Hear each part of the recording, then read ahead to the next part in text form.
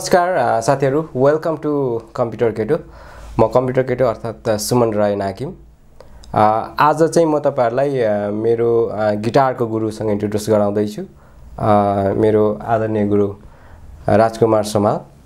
उहाँको चाहिँ एकदमै राम्रो गीत भर्खरै उहाँको च्यानल बाट रिलिज भएको छ र त्यो गीतमा चाहिँ मलाई पनि जोडिने अवसर दिनुभएको छ। म चाहिँ एज अ ग्राफिक डिजाइनर अथवा थम्बनेल चाहिँ मैले त्यो गीतको डिजाइन गरेको हो। त्यसको लागि म एकदम ग्रेटफुल पनि छु सरसँग।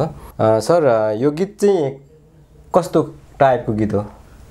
यो गीतको विषयमा भन्नु पर्दाखेरि यो गीत लभ सङ हो, रोमान्टिक भावमा आधारित एउटा छोटो मिठो एउटा सरल प्रकारको सबैले बुझ्न सक्ने एउटा छोटो मिठो गीत बनेको छ।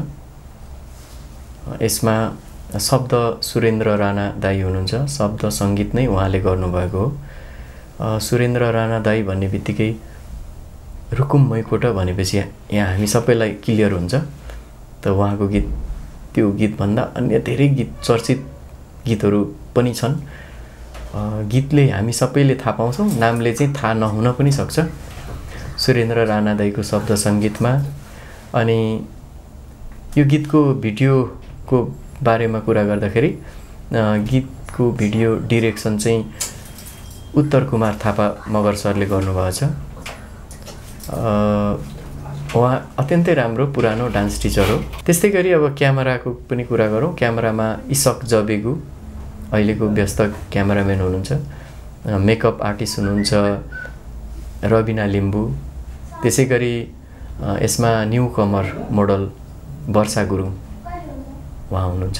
हामी एउटा सानो छोटो यत्रै टिमले गरेको काम हो। मेरो भ्युअर्सहरूलाई के छ मेसेज हजुरको? कम्प्युटर केटो अब यसमा ग्राफिक्स थम्बनेल हैन डिजाइनिङको विषयमा त कुरा गर्नै पर्यो। मेरो म्युजिकको स्टुडेन्ट पनि, अब अहिले साथी पनि, अनि कम्प्युटरको चाहिँ अब गुरु पनि हैन। म चाहिँ म्युजिकको गुरु, उहाँ चाहिँ कम्प्युटरको गुरु। अत्यन्तै राम्रो थम्बनेल बनेको छ।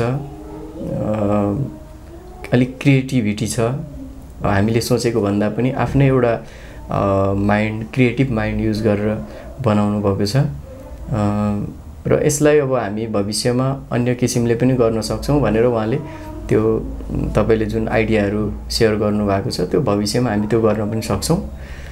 तर अहिलेलाई यो जति डिजाइनिङ जुन किसिमले भएको छ यो अत्यन्तै सुन्दर छ। सबैले प्रशंसा गरेका छन्। यसको लागि तपाईलाई धेरै धेरै धन्यवाद। हस्, एकदम यहाँलाई पनि एकदम धेरै धेरै धन्यवाद। र फाइनली चाहिँ तपाईहरु नजिकिनु होला। उहाँ हेर्दा मेरो भाइ जस्तो देखिनु भएको छ हैन, तर गुरु नै हो। र म पनि त्यति बुढो चाहिँ होइन। दारी फाल्यो भने चाहिँ म पनि अलिकति यङ नै छु। हजुर, अब यो अलिकति हैन मेरो भ्युअर्सहरु हैन लाई पनि दुई लाइन हामी सुनाउन सक्छौँ यो गीत?